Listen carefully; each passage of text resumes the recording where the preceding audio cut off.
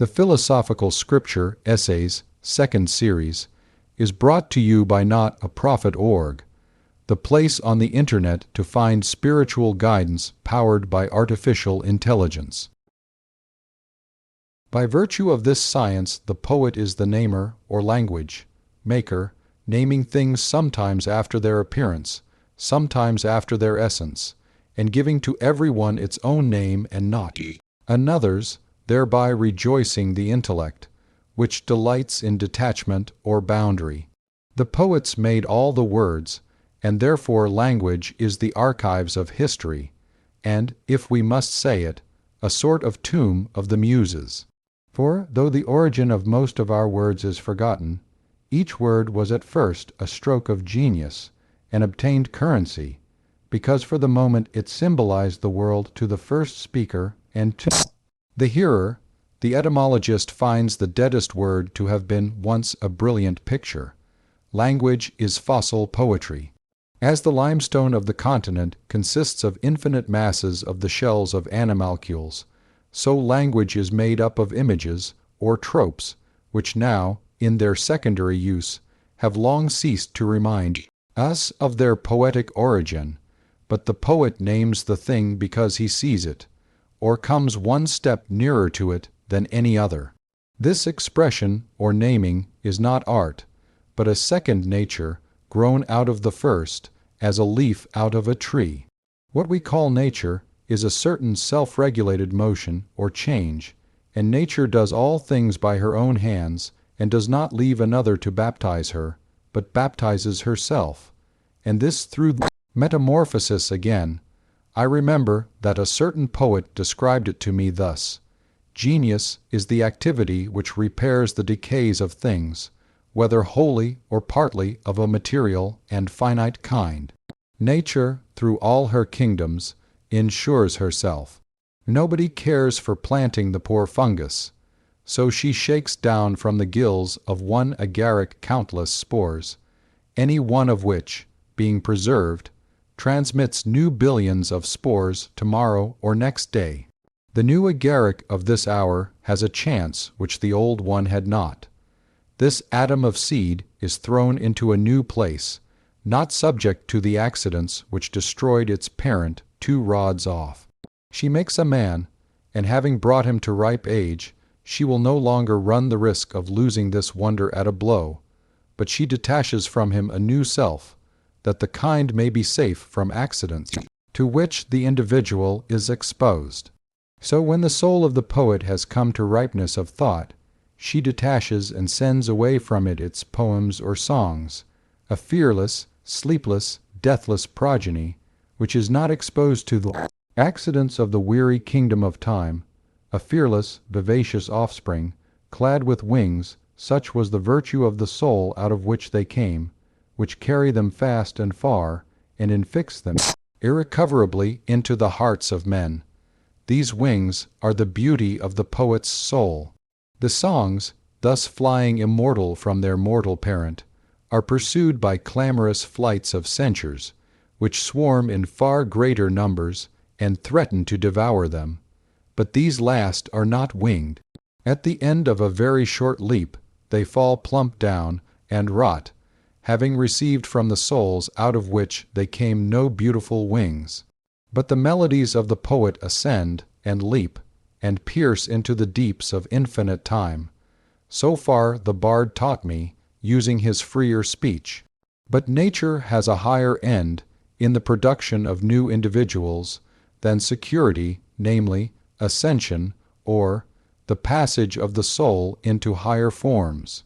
I knew in my younger days the sculptor who made the statue of the youth which stands in the public garden. He was, as I remember, unable to tell directly what made him happy or unhappy, but by wonderful indirections he could tell. He rose one day, according to his habit, before the dawn, and saw the morning break, grand as the eternity out of which it came, and, for many days after, he strove to express this tranquility. And lo, his chisel had fashioned out of marble the form of a beautiful youth, Phosphorus, whose aspect is such, that, it is said, all persons who look on it become silent. The poet also resigns himself to his mood, and that thought which agitated him is expressed, but alter item, in a manner totally new. The expression is organic, or the new type which things themselves take when liberated. As in the sun, objects paint their images on the retina of the eye, so they, sharing the aspiration of the whole universe, tend to paint a far more delicate copy of their essence in his mind. Like the metamorphosis of things into higher organic forms, is their change into melodies. Over everything stands its demon, or soul, and, as the form of the thing is reflected by the eye, so the soul of the thing is reflected by a melody. The sea, the mountain ridge, Niagara, and every flower, bed, pre-exist or super-exist in pre-cantations, which sail like odors in the air, and when any man goes by with an ear sufficiently fine, he overhears them and endeavors to write down the notes, without diluting or depraving them. And herein is the legitimation of criticism in the mind's faith, that the poems are a corrupt version of some text in nature, with which they ought to be made to tally. A rhyme in one of our sonnets should not be less pleasing than the iterated nodes of a sea shell, or the resembling difference of a group of flowers. The pairing of the birds is an idyll, not tedious as our idyls are. A tempest is a rough ode, without falsehood or rant. A summer, with its harvest sown, reaped, and stored, is an epic song, subordinating how many admirably executed parts. Why should not the symmetry and truth that modulate these glide into our spirits, and we participate the invention of nature? This insight, which expresses itself by what is called imagination, is a very high sort of seeing, which does not come by study, but by the intellect being where and what it sees, by sharing the path or circuit of things through forms, and so making them translucid to others. The path of things is silent. Will they suffer a speaker to go with them? A spy they will not suffer. A lover, a poet, is the transcendency of their own nature. Him they will suffer. The condition of true naming, on the poet's part, is his resigning himself to the divine aura which breathes through forms, and accompanying that. It is a secret which every intellectual man quickly learns, that, beyond the energy of his possessed and conscious intellect, he is capable of a new energy as of an intellect doubled on itself, by abandonment to the nature of things, that, beside his privacy of power as an individual man, there is a great public power, on which he can draw, by unlocking, at all risks, his human doors and suffering the ethereal tides to roll and circulate through him. Then he is caught up into the life of the universe, his speech is thunder, his thought is law, and his words are universally intelligible as the plants and animals. The poet knows that he speaks adequately, then, only when he speaks somewhat wildly, or with the flower of the mind, not with the intellect, used as an organ, but with the intellect released from all service, and suffered to take its direction from its celestial life. Or, as the ancients were wont to express themselves, not with intellect alone, but with the intellect inebriated by nectar. As the traveler who has lost his way throws his reins on his horse's neck, and trusts to the instinct of the animal to find his road, so must we do with the divine animal who carries us through this world. For if in any manner we can stimulate this instinct, new passages are opened for us into nature. The mind flows into and through things hardest and highest, and the metamorphosis is possible. This is the reason why bards love wine, mead, narcotics, coffee, tea, opium, the fumes of sandal, wood, and tobacco, or whatever other species of animal exhilaration. All men avail themselves of such means as they can, to add this extraordinary power to their normal powers, and to this end they prize conversation, music, pictures, sculpture, dancing, theaters, traveling, war, mobs, fires, gaming, politics, or love, or science, or animal intoxication, which are several coarser or finer quays, mechanical substitutes for the true nectar, which is the ravishment of the intellect by coming nearer to the fact. These are auxiliaries to the centrifugal tendency of a man, to his passage out into free space, and they help him to escape the custody of that body in which he is pent up, and of that jail, yard of individual relations in which he is enclosed. Hence a great number of such as were professionally expressors of beauty, as painters, poets, musicians, and actors, have been more than others wont to lead a life of pleasure and indulgence, all but the few who received the true nectar, and, as it was a spurious mode of attaining freedom, as it was an emancipation not into the heavens, but into the freedom of baser places, they were punished for that advantage they won by a dissipation and deterioration. But never can any advantage be taken of nature by a trick. The spirit of the world, the great calm presence of the Creator, comes not forth to the sorceries of opium or of wine. The sublime vision comes to the pure and simple soul in a clean and chaste body. That is not an inspiration which we owe to narcotics, but some counterfeit excitement and fury. Milton says that the lyric poet may drink wine and live generously, but the epic poet, he who shall sing of the gods and their descent unto men, must drink water out of a wooden bowl. For poetry is not devil's wine, but God's wine. It is with this as it is with toys. We fill the hands and nurseries of our children with all manner of dolls, drums, and horses, withdrawing their eyes from the plain face and sufficing objects of nature, the sun and moon, animals, the water, and stones, which should be their toys. So the poet's habit of living should be set on a key so low and plain that the common influences should delight him. His cheerfulness should be the gift of the sunlight. The air should suffice for his inspiration, and he should be tipsy with water.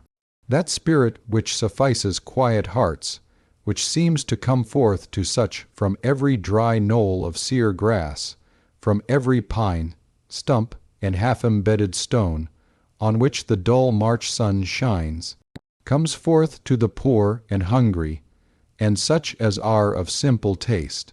If thou fill thy brain with Boston and New York, with fashion and covetousness, and wilt stimulate thy jaded senses with wine and French coffee, thou shalt find no radiance of wisdom in the lonely waste of the pine woods. If the imagination intoxicates the poet, it is not inactive in other men. The metamorphosis excites in the beholder an emotion of joy. The use of symbols has a certain power of emancipation and exhilaration for all men. We seem to be touched by a wand, which makes us dance and run about happily like children. We are like persons who come out of a cave or cellar into the open air. This is the effect on us of tropes, fables, oracles, and all poetic forms. Poets are thus liberating gods. Men have really got a new sense, and found within their world another world or nest of worlds. For, the metamorphosis once seen, we divine that it does not stop. I will not now consider how much this makes the charm of algebra and the mathematics, which also have their tropes, but it is felt in every definition, as when Aristotle defines space to be an immovable vessel in which things are contained, or when Plato defines a line to be a flowing point, or figure to be a bound of solid, and many the like. What a joyful sense of freedom we have when Vitruvius announces the old opinion of artists, that no architect can build any house well who does not know something of anatomy. When Socrates, in Charmides, tells us that the soul is cured of its maladies by certain incantations, and that these incantations are beautiful reasons, from which temperance is generated in souls. When Plato calls the world an animal, and Timaeus affirms that the plants also are animals, or affirms a man to be a heavenly tree, growing with his root, which is his head, upward, and, as George Chapman, following him, writes, so in our tree of man, whose nervy root springs in his top. When Orpheus speaks of hoariness as that white flower which marks extreme old age, when Proclus calls the universe the statue of the intellect, when Chaucer, in his praise of Gentilis, compares good blood in mean condition to fire, which, though carried to the darkest house betwixt this and the Mount of Caucasus, will yet hold its natural office, and burn as bright as if 20,000 men did it behold. When John saw, in the Apocalypse, the ruin of the world through evil, and the stars fall from heaven, as the fig tree casteth her untimely fruit. When Aesop reports the whole catalogue of common daily relations through the masquerade of birds and beasts, we take the cheerful hint of the immortality of our essence, and its versatile habit and escapes, as when the gypsies say, it is in vain to hang them, they cannot die. The poets are thus liberating gods. The ancient British bards had for the title of their order, those who are free throughout the world. They are free, and they make free. An imaginative book renders us much more service at first, by stimulating us through its tropes, than afterward, when we arrive at the precise sense of the author. I think nothing is of any value in books, excepting the transcendental and extraordinary. If a man is inflamed and carried away by his thought, to that degree that he forgets the authors and the public, and heeds only this one dream, which holds him like an insanity, let me read his paper, and you may have all the arguments and histories and criticism, all the value which attaches to Pythagoras, Paracelsus, Cornelius Agrippa, Cardan, Kepler, Swedenborg, Schelling, Oken, or any other who introduces questionable facts into his cosmogony as angels, devils, magic, astrology, palmistry, mesmerism, and so on, is the certificate we have of departure from routine, and that here is a new witness. That also is the best success in conversation, the magic of liberty, which puts the world, like a ball, in our hands. How cheap even the liberty then seems, how mean to study, when an emotion communicates to the intellect the power to sap and upheave nature. How great the perspective! Nations, times, systems enter and disappear, like threads in tapestry of large figure and many colors. Dream delivers us to dream, and, while the drunkenness lasts, we will sell our bed, our philosophy, our religion, in our opulence. There is good reason why we should prize this liberation. The fate of the poor shepherd, who, blinded and lost in the snowstorm, perishes in a drift within a few feet of his cottage door, is an emblem of the state of man. On the brink of the waters of life and truth, we are miserably dying. The inaccessibleness of every thought but that we are in is wonderful. What if you come near to it, you are as remote, when you are nearest, as when you are farthest. Every thought is also a prison, every heaven is also a prison.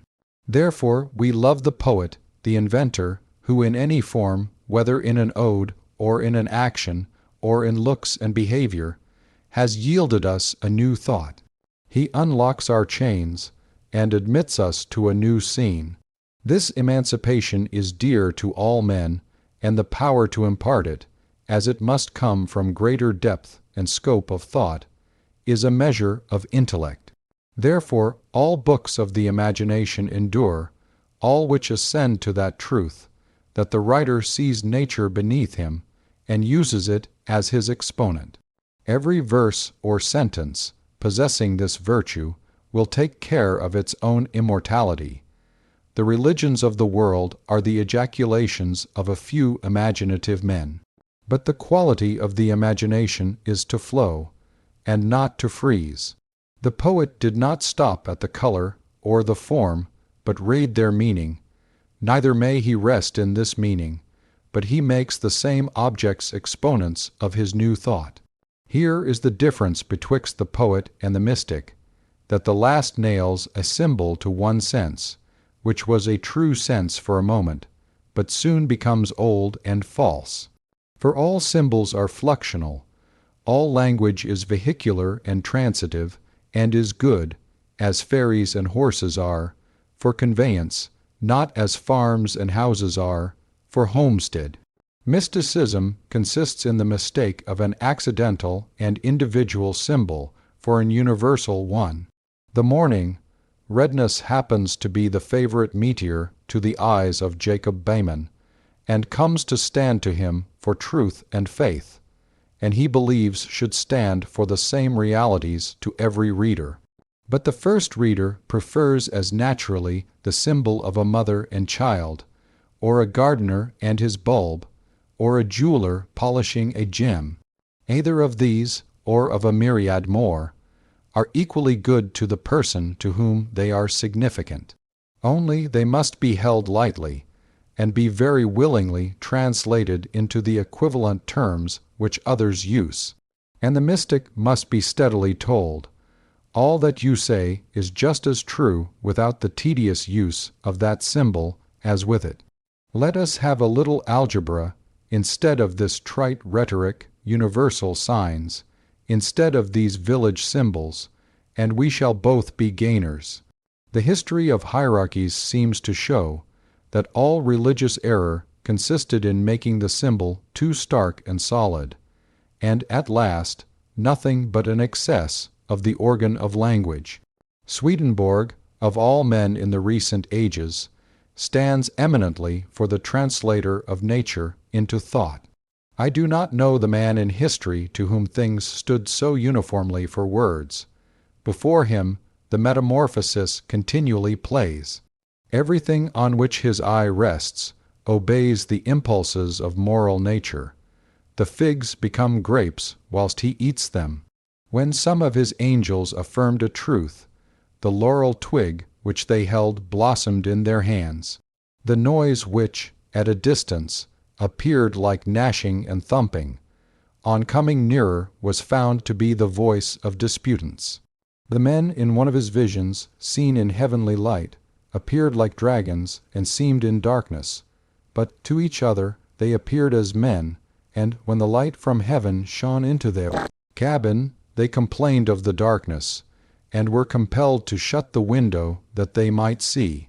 There was this perception in him which makes the poet or seer an object of awe and terror, namely, that the same man or society of men may wear one aspect to themselves and their companions, and a different aspect to higher intelligences. Certain priests, whom he describes as conversing very learnedly together, appeared to the children, who were at some distance, like dead horses, and many the like misappearances. And instantly the mind inquires whether these fishes under the bridge, yonder oxen in the pasture, those dogs in the yard, are immutably fishes, oxen, and dogs, or only so appear to me, and perchance to themselves appear upright men, and whether I appear as a man to all eyes. The Brahmins and Pythagoras propounded the same question, and if any poet has witnessed the transformation, he doubtless found it in harmony with various experiences. We have all seen changes as considerable in wheat and caterpillars. He is the poet, and shall draw us with love and terror, who sees, through the flowing vest, the firm nature, and can declare it. I look in vain for the poet whom I describe. We do not, with sufficient plainness or sufficient profoundness, address ourselves to life, nor dare we chaunt our own times and social circumstance. If we filled the day with bravery, we should not shrink from celebrating it. Time and nature yield us many gifts, but not yet the timely man, the new religion, the reconciler, whom all things await. Dante's praise is that he dared to write his autobiography in colossal cipher, or into universality. We have yet had no genius in America with tyrannous eye, which knew the value of our incomparable materials, and saw, in the barbarism and materialism of the times, another carnival of the same. Gods whose picture he so much admires in Homer, then in the Middle Age, then in Calvinism. Banks and tariffs, the newspaper and caucus, Methodism and Unitarianism, are flat and dull to dull people, but rest on the same foundations of wonder as the town of Troy and the temple of Delphos, and are as swiftly passing away.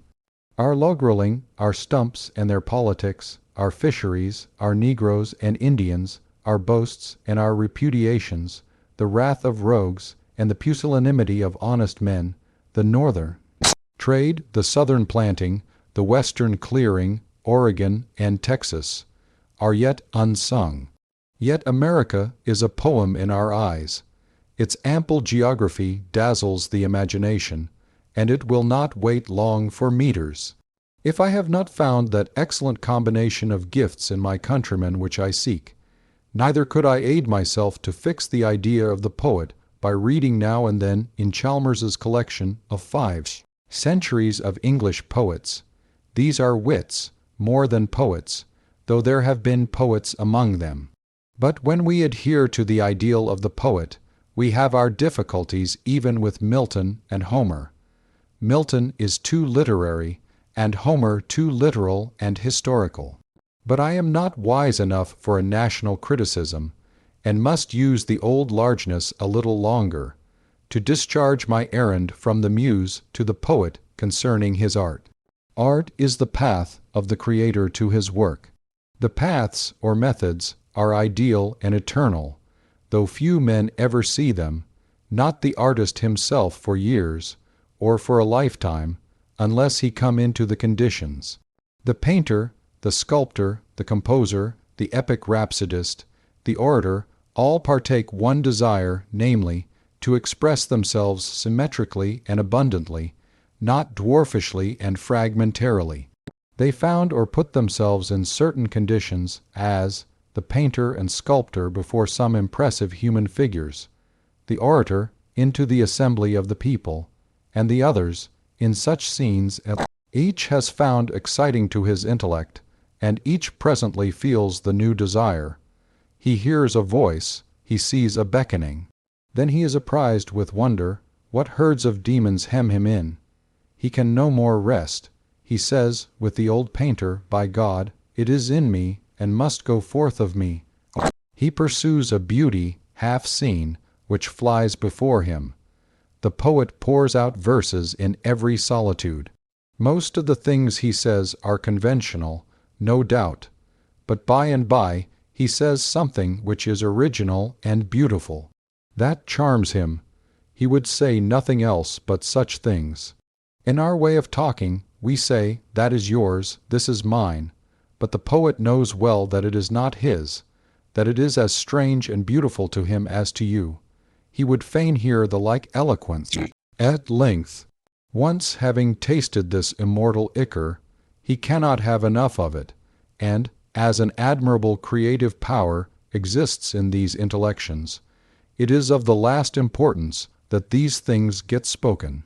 What a little of all we know is said, what drops of all the sea of our science are bailed up, and by what accident it is that these are exposed, when so many secrets sleep in nature.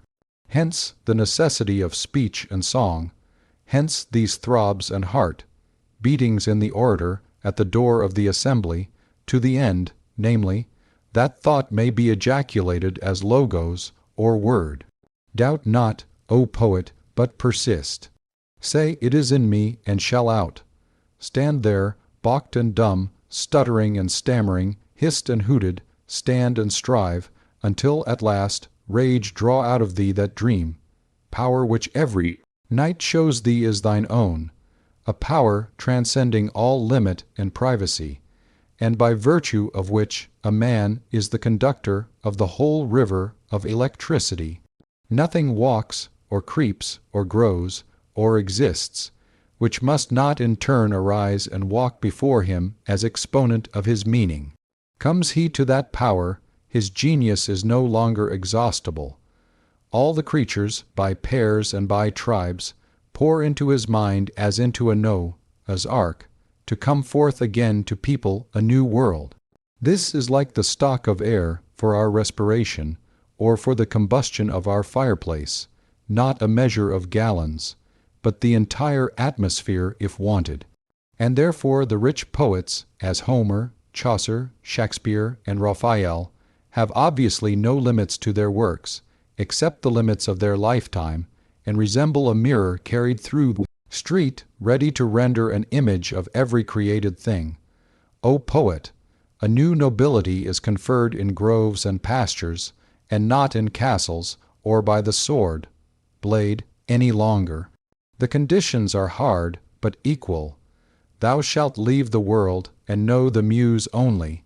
Thou shalt not know any longer the times, customs, graces, politics, or opinions of men, but shalt take all from the muse.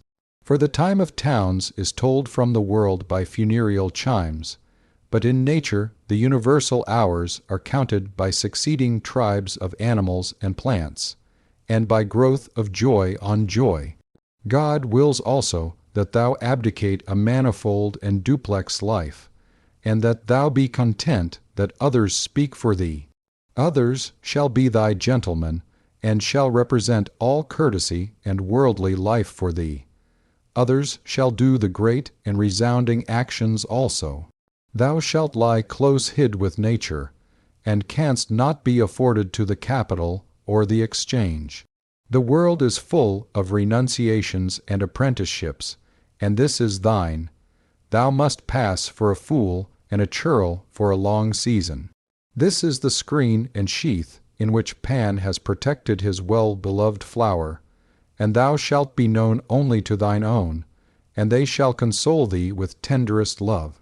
And thou shalt not be able to rehearse the names of thy friends in thy verse, for an old shame before the holy ideal. And this is the reward, that the ideal shall be real to thee, and the impressions of the actual world shall fall like summer rain, copious, but not troublesome, to thy invulnerable essence.